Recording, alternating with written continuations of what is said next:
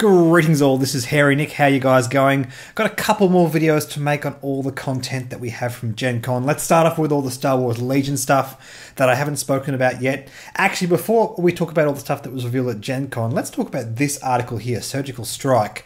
Because for the Rebel Commandos pack, we had a couple of the cards revealed that we previously didn't see. These are both the heavy unit cards for that pack. The DH-447 Sniper and the Proton Charged Saboteur. We'll actually start with the Saboteur, why not? This is interesting because it enables you as the player to put minefields on the map, which is very, very interesting. Now, this is the second time we've seen something like this in the game. There's also the Battlefield Setup card Minefield, which does something very, very similar. In fact, the attacks they do are almost exactly the same, but there are a couple of very significant differences between them. First of all, with the Proton Charged Saboteur, you get the option as the player where to put the mines, and that feels pretty significant. On Minefield, you as one of the players do get a bit of agency to place them on the map, but there's also the factor that the minefield mines don't always go off. There is a random chance that they will go off. With the Proton Charge Saboteur, you have full control. Plus, the detonation of the Proton Charge rolls 1 red dice and 2 white dice, as opposed to the Minefield Mine, which is a 1 red dice and a black dice. And that's actually very significant. Now, in terms of just raw attack odds, there's not much difference between those, except the fact that when you're using mines, you don't use the surge values of the unit that laid them. You use the surge value of the card itself, because it's almost like the mines themselves are doing an attack, if that makes any sense. And in the case of both of the mines on the Proton Charge and Minefield, you get offensive surges to criticals. And if you have offensive surge to criticals, you just want more dice. Every single dice, no matter what color, has 1 surge result on it. So this is especially important against vehicles. You just want to use as many dice as possible, and the fact that you get to control when it goes off means there is significant upside over the Minefield mines. Now, I will say, just trying to assess where this is at, this is a very unique thing in the game that we haven't seen yet. And I will say I'm a little bit hesitant myself to play around with this because I've played games where you basically have an army on either side and you spend almost the entire game just trying to get to each other and jockey for position. This kind of effect is only good when you have your units in a certain important spot and you want to prevent your opponent from getting there, when you're kind of sort of fighting over the same position, and that's, I feel like it's going to happen in every single game. So the application of the Proton Charges does feel a bit niche, I will admit that, but I do like the significant upside they offer over Minefield. I think you have enough control over the effect. Also, it's worth noting, if you have a close look at the card, it takes an action to arm the Proton Charges, but it doesn't take an action to detonate them. It just says on the card detonate without that little arrow action. The rules with detonate, according to the article, is you just get to do that whenever any unit on the battlefield does an action. Meaning you can just wait for your opponent to walk over them and just detonate it whenever you like. You don't have to spend an action to detonate. And I originally thought that was going to be how it worked, which would have been very clunky, but I think this is just much cleaner and easier to use. If you had to manually use an action if your unit just died, how does that work? It does raise the question, does the Saboteur have to be alive to detonate the charges? I guess he does. But that does offer your opponent another way to play around it. It's just something worth thinking about. I think there's enough upside with this unit, but yeah, just worth noting it does take specific strategies to really pull it off. In the case of the DH-447 Sniper, this is very similar to a few other effects we've seen in the game, just one really good long-range weapon you can add into your squad.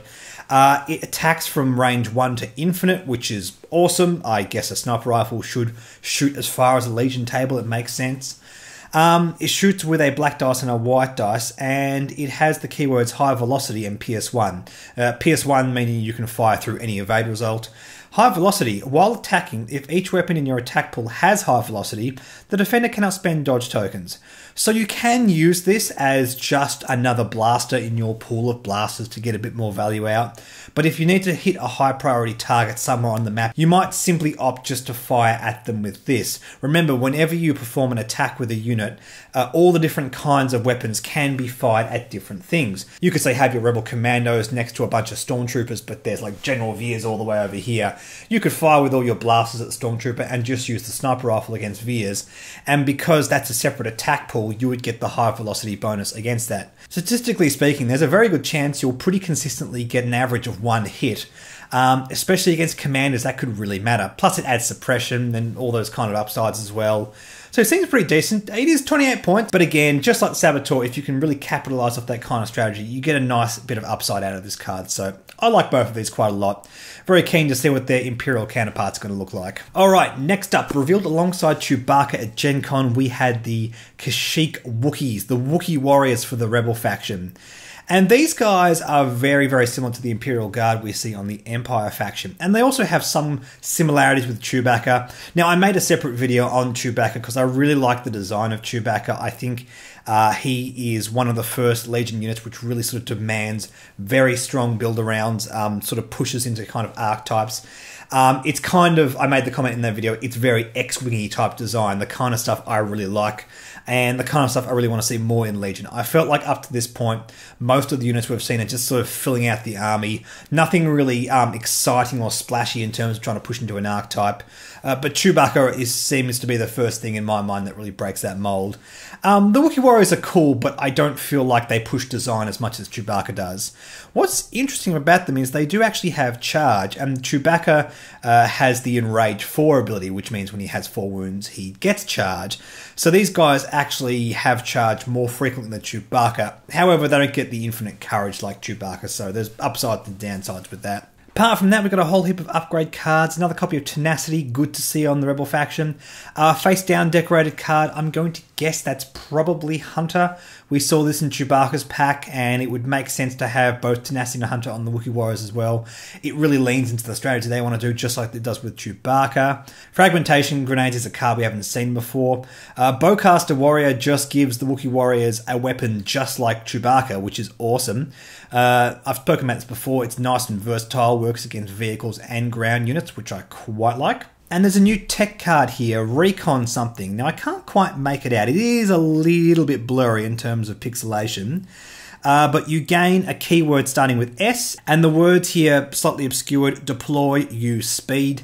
This makes me think it's Scout. The rules for Scout is Scout X. When you deploy, immediately do a move action of speed, something, which would make a lot of sense. It's a reconnaissance unit of some sort that really fits in what Scouts are doing. I like it in the Wookiee pack. These guys want to get up close and personal, so it really works.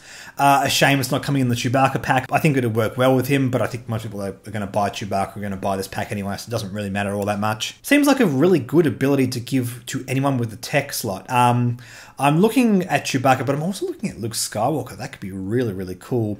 Costing on this is going to be interesting. I think this is potentially a very powerful ability. Again, depends on what their Scout value is. It might be Scout 1, which could be fair enough, but that might make it cheaper and all that kind of stuff. So not really much to comment on there until we get an indication of the power level. Moving down to the stats of the Wookiee Warriors, we have a 75-point squad with 3 units. And I just want to bring up the Rebel Troopers here, just to do a bit of a side-by-side comparison, because the Rebel Troopers is a 4-unit squad that cost 40 points, meaning that each individual mini costs 10 points. In the case of the Wookiees, each individual mini costs 25 points. And that gives us a rough indication of how much better we should expect these guys to be. They cost 2.5 times a regular Rebel Trooper, and I think, based on everything we can see here, it seems pretty fair enough. They move at the same speed, they have offense instead of defense surge, whatever, that doesn't really make much of a difference. They also defend with white dice. Where we start to see upside is their courage value, it's 2 instead of 1. They take 3 wounds each instead of 1, that feels really good, that feels like a real significant upgrade. They fight hand-to-hand combat with 2 black dice, and they fight with pistols, range 1 to 2, with a black and white dice. So they don't shoot quite as far, but I feel like across the rest of those stats, if we ignore everything else in the card, that feels like enough upside over the Rebel Troopers to kind of justify what's going on here. On top of that, they also have charge, which means whenever they do a movement, they can do a free melee attack, which is going to be working really well for them, especially with things like Tenacity and Hunter and all that kind of stuff they can take. Expert Climber means they never have to worry about clambering and losing units while they climb up a very steep incline. Indomitables, an interesting keyword. During the rally step, roll red defense dice instead of white, so they're much better at shirking off suppression tokens, which feels really good. Considering their courage is already 2, it means it's going to be very difficult to make them flee. And unhindered. And unhindered, they just ignore difficult terrain. They have a heavy slot for that bowcaster guy, they have a couple of decorated slots and a tech slot just like Chewie, and they also have a grenade slot which will be good with whatever this fragmentation grenade does. I'll just say on the subject of grenades though, they already do really well at close range, so I don't know how much these guys are going to want grenades. At range 1, which is the range you need to fire grenades at, they've already got a black and white dice for every midi with offensive surges, so I don't know if they really want to take grenades on top of all that, but it is an option if you really want to fill out your army. Just good solid stats across the board. It makes a nice mirror on the Rebel for the Imperial Royal Guard. Now obviously these are being released alongside Chewie. I don't think there's any real symbiosis with these guys and Chewie. I guess they're both kind of playing into the same strategy, so you could play them all together and try and like just make a literal walking carpet of death that can take on your opponent. But Chewie also gets value out of playing next to Han. I don't think these guys specifically want to always be with Chewie. They still feel pretty good with all the other commanders as well, so I'm not going to lie, I think Wookiees are awesome. They just look really badass. The scimitars, the armor, and the bowcaster just looks really, really dope. Interesting, just a quick conversation we should have about these guys is we're going to get Clone Wars content for Star Wars Legions, so are these guys going to be cross-playable on the Republic faction? Which, to be fair, would make a lot of sense because we never saw these guys fight alongside the Rebels in the movies, but we did see them fight alongside the Republic with Yoda and the Clone Troopers, so that's something to think about moving forward for sure. Now, one more thing I'll just quickly mention before we move on. At GenCon, we did have these units here revealed, and we don't yet have an article on them, and I just don't really have enough information to talk about these too much. These are sort of mixed bag packs that you can buy for the Rebel and the Empire. They come with an officer, an astromech, a medical droid, and a sort of a specialist unit. We don't yet know too much about them. It seems like the officer can be fielded in any one of your squads, plus he can be separate as a commander in the case of both factions. Actually, any of these units can just be a extra mini in any of your squads. That's the whole idea of them, which is really, really cool to see. I'm particularly interested in see what the astromech's done, but I don't really have any info to talk about with these yet, so I won't talk about them just now. I'd say probably in the next week or so we'll get an article on these and I'll make comments on them then. But in the meantime, guys, thank you so much for watching. Next up, we're going to have the last of the X-Wing stuff to come out of GenCon. Just a few pilot cards and upgrade cards that people took pictures of during GenCon that we didn't get in the articles. That'll be out real soon. In the meantime, thank you so much for watching. Like and subscribe. Like me on Facebook, follow me on Twitter and Reddit, and I'll catch you guys later.